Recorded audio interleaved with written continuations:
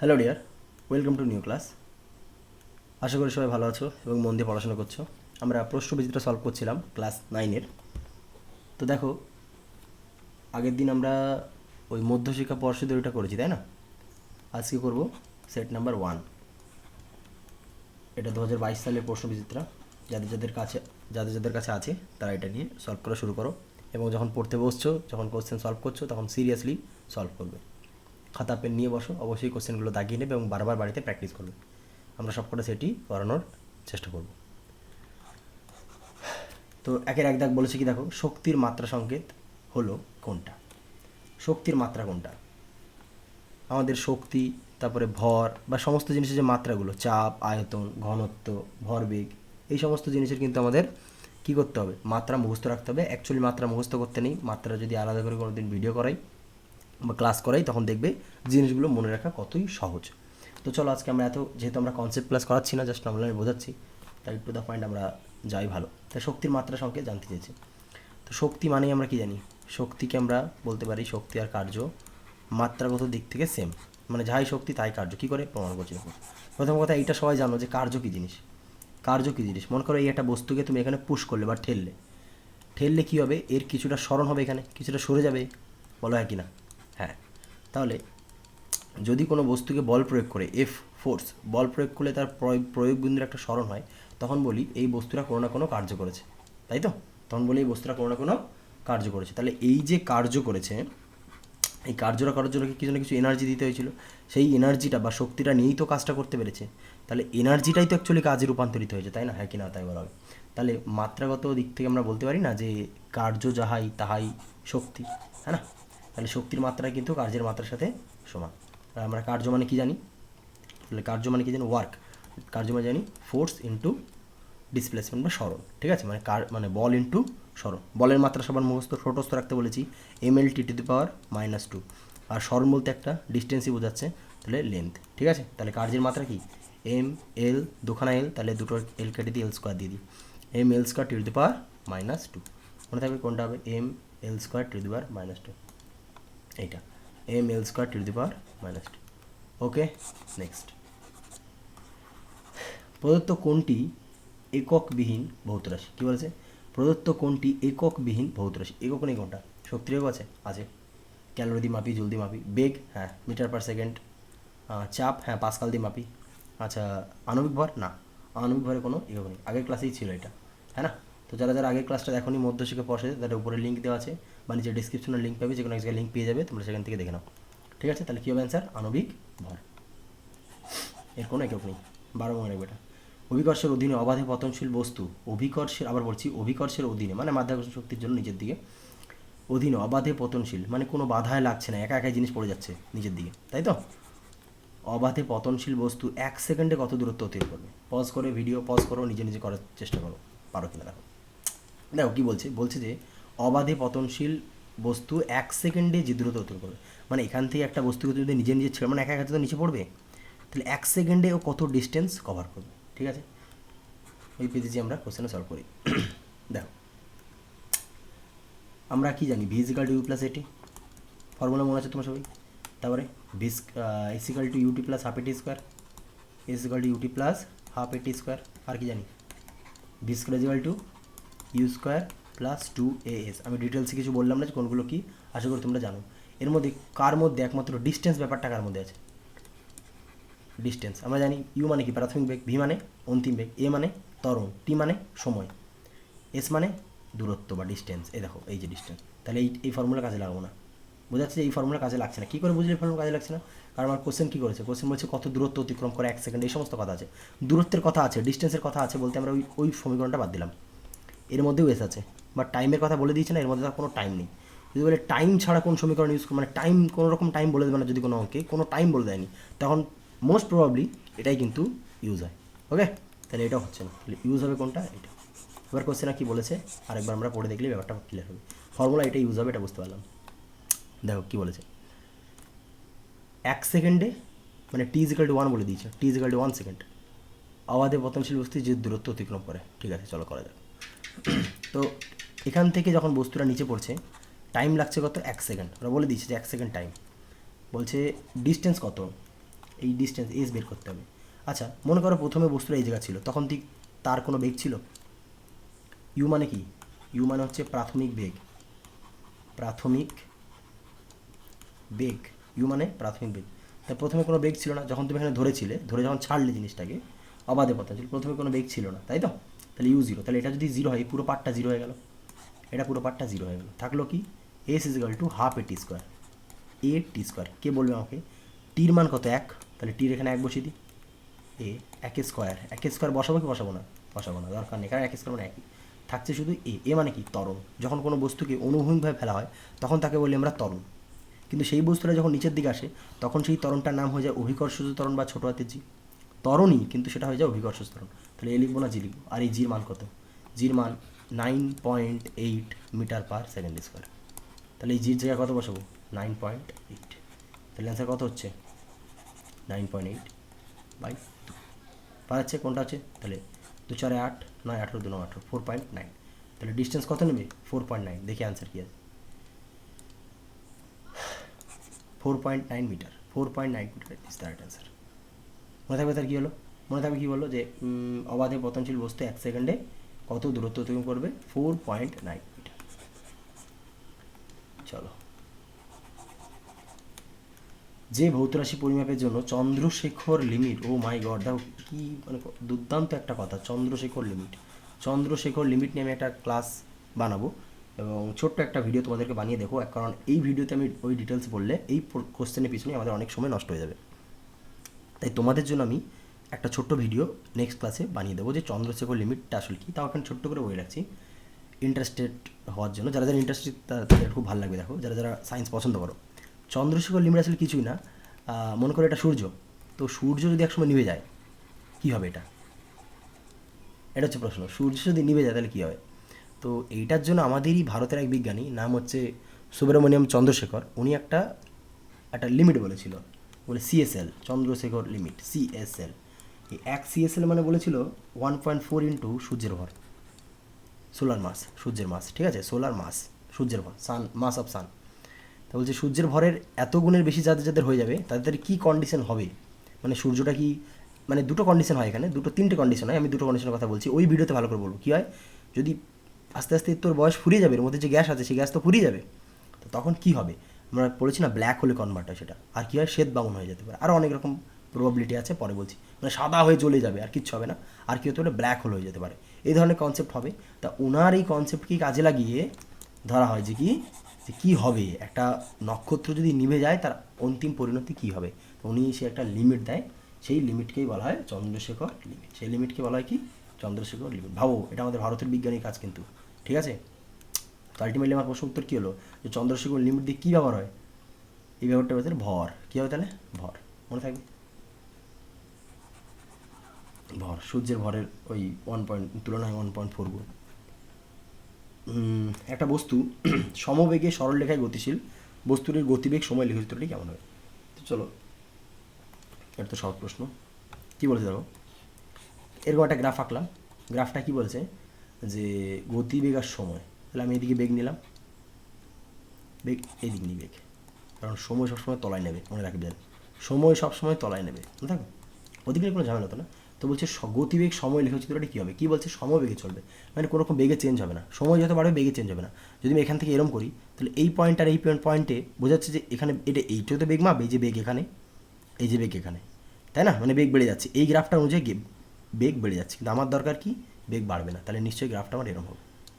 এই পয়েন্টেও বেগ একটু উপরে যায় নিচে যায়, এই পয়েন্টেও, কিন্তু টাইম বেড়েছে, দেখো টাইম বেড়েছে, টাইম বাড়ার সঙ্গে সঙ্গে বেগের কোনো চেঞ্জ হয়নি, এটাকে বলছে সমবেগের লেখচিত্র। তাহলে মূল বিন্দুগামী সরলরেখা না, গতিবেগ অক্ষের সমান্তরাল সরলরেখা, গতিবেগ অক্ষ তো এইটা, এর সমান্তরাল তো এরম না, একটা বক্ররেখা না, সুতরাং সময় অক্ষের সমান্তরাল, সময় অক্ষের সমান্তরাল, ঠিক আছে?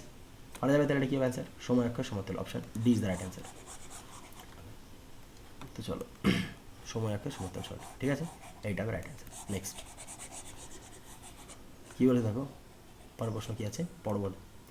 মন দিয়ে আগে নিজেরা প্রশ্ন আগে নিজেরা সলভ করার চেষ্টা করবে, তারপরে পজ করে আগে নিজেরা সলভ করো, তারপরে দেখো কী হয়, তারপরে অ্যান্সারের দিকে আসো।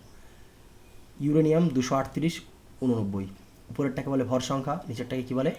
পারমাণবিক সংখ্যা। এই পারমাণবিক সংখ্যা দেখে নিচেরটাকে দেখে কী বুঝতে পারি? কটা প্রোটন আছে, কটা কী আছে, কটা প্রোটন আছে, তাই না? আর যতগুলো প্রোটন থাকে ততগুলো ইলেকট্রন থাকে। আর এটা দেখে বুঝতে পারি কটা প্রোটন আর নিউট্রন, তাই না?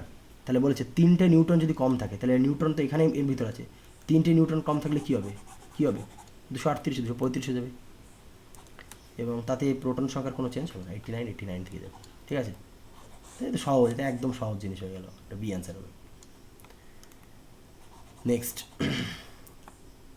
কার্বন 6 13, নাইট্রোজেনের 7 14, পরমাণু দুটো পরস্পরের কি আইসোটোপ? দেখি নিচে পারমাণবিক সংখ্যা সেম কিনা, 6 আর 7, না আলাদা, আইসোটোপ না। আইসোবার, ভর সংখ্যা সেম কিনা দেখি, না ভর সংখ্যা আলাদা। আইসোমার তোমাদের আমি বলছি কি জিনিস, আইসোটোন, হ্যাঁ, তার মানে isotone is the right answer, isotone is the right answer. কেন না আইসোটোন রাইট অ্যান্সার? দেখো, কারণ এদের মধ্যে নিউট্রন কত, এর মধ্যে কটা নিউট্রন আছে, 13 বিয়োগ 6, 13 বিয়োগ 6 কত হচ্ছে 7, আর এর মধ্যে কটা নিউট্রন আছে, 14 বিয়োগ 7 7, তাহলে এর মধ্যে যতগুলো নিউট্রন, এর মধ্যে ততগুলো নিউট্রন, উপরটাতে নিচেটা বাদ দিলে কী বেরোয়, নিউট্রন বেরোয়। তাহলে এর মধ্যে যত নিউট্রন সংখ্যা সেম হলে তাকে কী বলে, আইসোটোন বলে। নিউট্রন সংখ্যা সেম হলে তাকে কী বলে, আইসোটোন বলে। তাহলে এখানে তোমাদের প্রশ্ন আগেরবারেও এই কোশ্চেনটা ছিল, মানে আগের সেটে, মানে মধ্যশিকার ওইটায় আইসোমার, তো অনেকেই প্রশ্ন করেছিলে অফলাইনে ব্যাচে যে আইসোমার কী জিনিস, তো ছোটো করে একটু আইসোমারটা বলে দিই। দেখো এই যে, দেখো আইসোমার তোমাদের এখন কাজে লাগবে না, আইসোমার অনেক বড়দের জিনিস, তাও একটু ছোট্ট করে বুঝে রাখো, জাস্ট জানো কী ব্যাপারটা। দেখো এই 3টে জিনিসের আমি ছবি গেছি, এই 1 2 3টে, এদের মধ্যে কী সেম দেখো, এটাও দেখো 1 2 3 4 5, 5টা কার্বন আছে, 3 4 5 6 7 8 9 10 11 12, 12টা হাইড্রোজেন আছে, 5টা কার্বন 12টা, এর নাম দেখো এন পেন্টেন। এরকম দেখো সেম, দেখো কার্বন 1 2 3 4 5টা কার্বন, আর সেম ওইগুলোই দেখো 3 3 6 7 8 9 10 11 12টা হাইড্রোজেন আছে, মানে কার্বন আছে সবার মধ্যে 5টা, হাইড্রোজেন সবার মধ্যে 12টা। এটা তুমি চেক করো তাই, কিন্তু দেখো এদের প্রত্যেকের নাম আলাদা, এন পেন্টেন, আইসোপেন্টেন, নিওপেন্টেন, প্রত্যেকের দেখো নাম আলাদা, কিন্তু এদের মধ্যে মলিকিউল সেম আছে, বাট এদের মানে জাস্ট সেম জিনিসই আলাদা আলাদা স্ট্রাকচারে তৈরি। এই না যে এরা একই কাজ করে, সবাই কিন্তু আলাদা আলাদা জিনিস, প্রত্যেকের কাজ আলাদা, প্রত্যেকের কাজ আলাদা। তাহলে সেই সমস্ত যৌগ, এরা অবশ্যই যৌগ, সেই সমস্ত যৌগ যাদের স্ট্রাকচার আলাদা কিন্তু গঠনগত, মানে দেখো একদম ভিতরের দিক থেকে সব সেম, গঠনগত দিক থেকে সেম, কিন্তু স্ট্রাকচার আলাদা, তাদের আমরা বলছি পরস্পরের আইসোমার। মনে থাকবে, যদি আইসোমারের বাই চান্স পরীক্ষায় কোনো উদাহরণ চায়, পেন্টেন, এন পেন্টেন, আইসোপেন্টেন আর নিওপেন্টেন বলে দেবে। ঠিক আছে, চলো। পরমাণু সবচেয়ে ভারী কণা নিউটন, তো শর্ট কোশ্চেন। পরের প্রশ্ন, নিউটনের ড্যাশ গতিসূত্রকে জার্ডের সূত্র বলে? কোন গতিসূত্র থেকে জার্ডের সূত্র পাওয়া যায় বলো? প্রথম গতিসূত্র থেকে জার্ডের, প্রথম গতিসূত্রটা, মানে প্রথম গতিসূত্রের কনসেপ্টটা কি মনে আছে তো?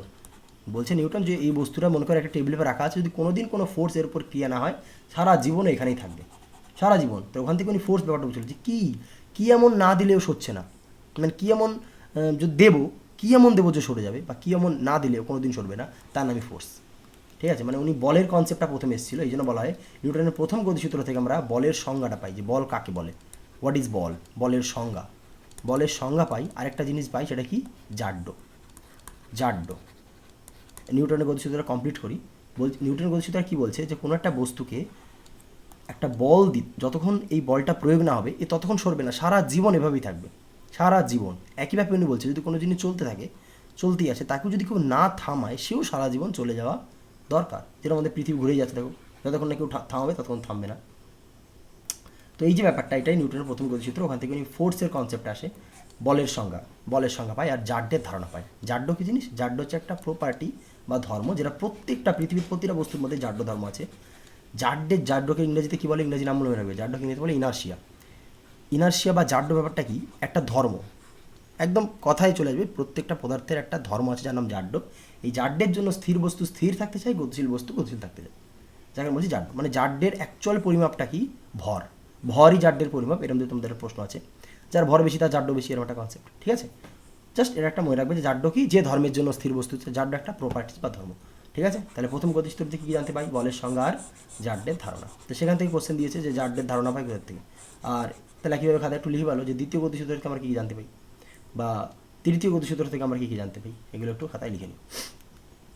মানে এগুলো একটু রিভিশন দাও, পরীক্ষা যাওয়ার আগে অবশ্যই এগুলো সব কিন্তু রিভিশন দেবে। ঠিক আছে, নেক্সট পরের প্রশ্ন বলেছে, সাধারণ তুলা যন্ত্রে বাটখারাগুলির ভরের অনুপাত কত? 5:2:2:1, এটা তো সবার মুখস্থ থাকে, কিন্তু বোঝো কি ব্যাপারটা কেন? দেখো 1 থেকে 10 পর্যন্ত তুমি যে কোনো একটা সংখ্যা বলো, যদি সংখ্যাটাকে তুমি এই রেশিও দিয়ে বানানো যাবে না, আমি বললাম 7, বলি হ্যাঁ বানিয়ে দেবো, কীভাবে? 5 আর 2, আরে তাই তো, ঠিক আছে, আরেকটা কিছু নেই, আমি বলি 2, আর 2 তো 2 এর মধ্যে আছে, 2, 3, 2 আর 1 নাও, আচ্ছা 4, 2 আর 2 নাও, 5, এ তো আছেই 5, বা এই 3টে নিলে হয়ে যায় 6, 6 কী করবো, 5 আর 1 নিলে হয়ে যাচ্ছে, বা 2, 2, 2 আর 1 হয়ে যায়, আচ্ছা 7, 5 আর 2, 8, 5, 2, 1, 9, 5, 2, 2, 10, 5, 2, 2, 1, বা 5, 5। তাহলে সমস্ত সংখ্যা 1 থেকে 10, বা তুমি মনে করো 100 থেকে এটা 1000 হতে পারে, মনে করো 500 গ্রাম মাপবি, তাহলে কী দিয়ে 500 গ্রাম বানাতে পারবে? তাহলে 500 গ্রাম তো হিসাব মতো 5:2:1, মানে 500 গ্রামও তার মধ্যে নর্মাল থাকবে, মানে 500 গ্রামের বাটখারা হবে, 200 গ্রামের বাটখারা হবে, 100 গ্রামের বাটখারা হবে, আবার 1 থেকে 100-র মধ্যে কী বাটখারা হবে, 50 গ্রামের একটা হবে, এরকম ব্যাপার ঠিক আছে, 10 গ্রামের এরকম। তো যাই হোক, তো এই রেশিওতে নিলে সব ধরনের জিনিস মাপা যায়, জাস্ট এই রেশিওতে যদি আমি সব কিছু বানাতে থাকি, ঠিক আছে। তাহলে এই জন্য আমরা সাধারণ তুলনাতে বাটখারাগুলির ভরের অনুপাত কিনে হয় 5:2:2:1। ঘনত্বের সিজিএস ও এসআই এককের মধ্যে সম্পর্কে লেখো। তো চলো ওই পেজে করা যাক। তো দেখো ঘনত্বের সিজিএস এবং এসআই, তাই তো। তো আগে দেখি আমরা ঘনত্ব কাকে বলে। ঘনত্ব মানে কি? ভর বাই আয়তন। ঘনত্ব মানে কি? ভর বাই আয়তন। তাহলে সিজিএসে, প্রথমে সিজিএসে যাই, তারপর এসআইতে যাই, যে কোনো একটা গেলেই হলো। দেখো না, প্রথমে এসআইতে যাই,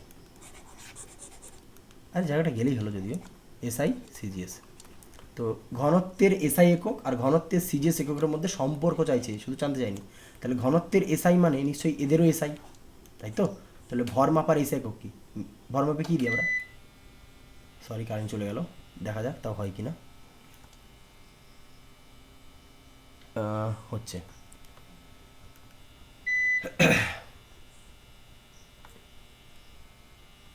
তো যাই হোক, ভর মাপার একক কি? কেজি। এসআইতে বলি কেজি, আয়তন হচ্ছে মিটার কিউব, আর সিজিএস পদ্ধতি কী হবে? গ্রাম, এটা হবে সেন্টিমিটার কিউব। তো তোমাকে প্রশ্ন করছে যে এদের দুজনের মধ্যে সম্পর্ক কী। আমি বললাম 1 কেজি পার মিটার কিউব নিলাম, এটা মানে কত গ্রাম পার সেন্টিমিটার কিউব, এটাতে সম্পর্ক। তাহলে 1 কেজি নিচে 1 মিটার কিউব, 1 কেজিকে গ্রামে কনভার্ট করি, 1 কেজি মানে 1000 গ্রাম, মনে হচ্ছে ঝড় আসবে, বুঝলে, তাদেরকে ভিডিও বানাতে হবে। 1 মিটার কিউব মানে কত সেন্টিমিটার কিউব? 1 মিটার মানে কত centimetre? 100 centimetre. Kilo hecto deca metre deci centi দুঘর, তাই না? কিন্তু এর কিউব আছে, ঠিক আছে, কিউব আছে। তো কী করা যাবে দেখা যাক। 100 সেন্টিমিটার কিউব, তারপর নিশ্চয়ই উপরে 1000 আর নিচে 3টে 100, 100 গুণ 100 গুণ 100, উপরে গ্রাম আছে, নিচে সেন্টিমিটার কিউব আছে, থাক। তো দেখো, 2টো শূন্য, এখানে একটা শূন্য, তাহলে এই 3টে শূন্য কাটলো। আলটিমেটলি নিচে কী পড়ে থাকছে? নিচে পড়ে থাকছে দেখো 1000, তাহলে এখানে পড়ে আছে 1 কেজি পার মিটার কিউব, এটা মানে হচ্ছে উপরে থাকছে 1, নিচে থাকছে 110, 1000, তাহলে 1000 গ্রাম পার সেন্টিমিটার কিউব। দেখো এটাই কি আমাদের সম্পর্কটা নয়? এই যে এটাই কি আমাদের এই সম্পর্কটা নয়? আশা করি বুঝতে পেরেছো, দেখেছো যে এইটাতে এসআই একক, এই যে এসআইতে, আর এটা হচ্ছে সিজিএসে। তাহলে 1 কেজি পার মিটার কিউব, এটা মানে হচ্ছে 1/1000 গ্রাম পার সেন্টিমিটার কিউব, বা এটা তুমি ওদিকে 1000 এদিকে 1 নিয়ে করতে পারো, ঠিক আছে, মনে থাকবে। এটাই, বেশি কঠিন কিচ্ছু না কিন্তু, একদম সোজা। ডাল্টন এককে কি মাপা হয়? বলো, ডাল্টন এককে কি মাপা হয়? দেখো ডাল্টন, এটা অ্যাকচুয়ালি অ্যাভোগ্রাম বলে, ডাল্টন এককটাকে বলে অ্যাভোগ্রাম। খুব ছোট ক্ষুদ্র ভর মাপে অ্যাভোগ্রাম। কার? ডাল্টন বা অ্যাভোগ্রাম বলে। কাদের ভর মাপে? তাহলে অণু পরমাণু এদের ভর মাপে, অণু বা পরমাণু এদের ভর মাপা হয়, ছোটো ছোটো মলিকিউল, এদের ভর মাপার জন্য ডাল্টন একক ইউজ করে। তাহলে ডাল্টন একক কী মাপা হয়? ভর মাপা হয়, মনে থাকবে। পরে প্রশ্ন, আমি জানি এই এই ব্যাটারি টু টু শব্দ তোমাদের কানে আসছে, কিছু করার নেই। একজন, পড়ায় মন দাও, একজন সাইকেল আরোহীর অতিক্রান্ত দূরত্ব ও স্মরণের অনুপাত কখন এক হবে? আবারও বলছি, সবসময় পজ করে আগে ভাবো, 2 মিনিট ভাবো, অন্তত 2 মিনিট ভাবো, এমনি বলছি না ভাবতে, ভাবো, ভাবা শেখো, ভাবো, তারপরে নিজে নিজে করো। দেখো, তো একজন সাইকেল আরোহীর অতিক্রান্ত দূরত্ব আর স্মরণ, এই পয়েন্ট থেকে মনে করো এই পয়েন্টে যাবে, এটা তো তাকে অতিক্রান্ত দূরত্ব, সে এভাবেও যেতে পারে, মানে বেঁকে চুড়ে। কিন্তু স্মরণ মানে কি? প্রথমে যেখানে ছিল, শেষে যেখানে, তাদের মধ্যে যে সরল রৈখিক দূরত্ব হতে হবে, তাকে মানে বলবো স্মরণ। আর এঁকে চেকে গেলে সেটা যেটা হবে তাকে বলছি আমরা দূরত্ব। তা বলছি সেটা কখন, যদি অতিক্রান্ত দূরত্ব আর সরণ একই হয় তাহলে তাদের অনুপাতে এক হবে, বুঝতে পারলে? মানে উপরেও যা, যদি উপরে এক্স হয় নিচেও যদি এক্স হয় তবেই তো কাটাকাটি করে অনুপাতটা এক হলো। তাহলে আমরা কি বলবো, যদি কোনো একটা বস্তু প্রথম এ অবস্থান থেকে বি অবস্থানে সরলরৈখিক পথে অতিক্রম করে তাহলে অতিক্রান্ত দূরত্বও যা হবে সরণও তাই হবে, তখন সেক্ষেত্রে দেখা যাবে এদের অনুপাতে এক হবে। উত্তর লিখতে পারে নিজেরা যে একজন সাইকেল আর অতিক্রান্ত দূরত্ব সরলরৈখিক কখন এক হবে, যখন অতিক্রান্ত দূরত্ব আর সরণ মানে যখন সরলরৈখিক পথে সে যাত্রাপথ শেষ করবে তখন তাদের অতিক্রান্ত দূরত্ব সরণের অনুপাত এক হবে। বোঝা গেল? এবার পরে প্রশ্ন, একটা গতিশীল কণার গড় বেগ কখন শূন্য হয়? গড় বেগ কথার মানে কি আগে বলি। গড় বেগ, প্রথম কথা বেগ মানে কি? বেগ মানে কি? বেগ মানে হচ্ছে সরণ বাই সময়। বেগ মানে কি? সরণ বাই সময়। আর গড় বেগ মানে কি? গড় বেগ মানে মোট সরণ বাই মোট সময়। মোট সরণ বাই মোট সময়। তাহলে যদি মোট সরণটা শূন্য হয়ে যায়, এ যদি শূন্য হয়ে যায়, এ যদি শূন্য হয়, তাহলে শূন্য বাই সামথিং শূন্য হয়ে যাবে।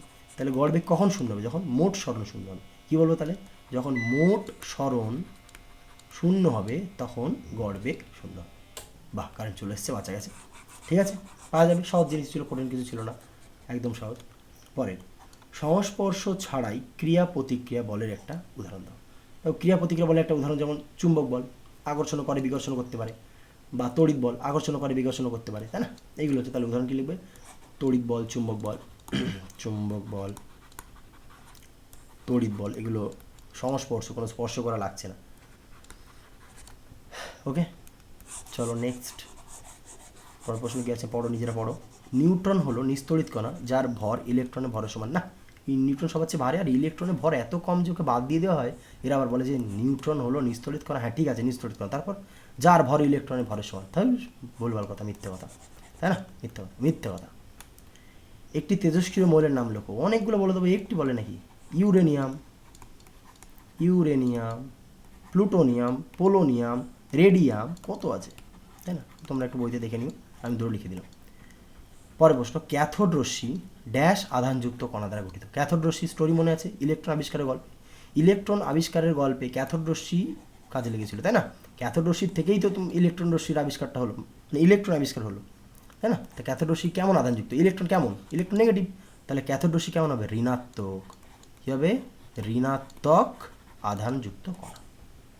এটা একদম সোজা একটা সেট ছিল, দেখলাম। এখানে ইম্পর্টেন্ট কোশ্চেন যদি কিছু কিছু থাকে যেগুলো তোমার পড়তে হবে, সেটা এইটা ছিল যে শক্তির মাত্রাটা ভালো ছিল, মানে দেওয়ার মতো। এটা মানে ভালো কোশ্চেন যদি বলতে হয় সেটা হচ্ছে এইগুলো ভালো কোশ্চেন।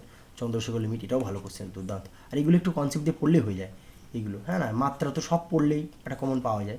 মানে যেটা পারবে না, আমার মনে হচ্ছে যেটা একদম প্রথমবার না পারতে পারে সেটা হচ্ছে এইটা, তিন দাগ তোমাদের একটু অঙ্কে ভয় লাগে, আমি জানি যে ভৌতবিজ্ঞান অঙ্ক, কিন্তু অ্যাকচুয়ালি বিশ্বাস করো ভৌতবিজ্ঞানের অঙ্ক সবচেয়ে সোজা। একটু চেষ্টা করলেই ভৌতবিজ্ঞান অঙ্ক তাড়াতাড়ি করা যায়। ঠিক আছে, আশা করি ক্লাসটা ভালো লেগেছে তোমাদের এবং খুব তাড়াতাড়ি করানোর চেষ্টা করেছি। আশা করি টাইমটা খুব বেশি খাইনি।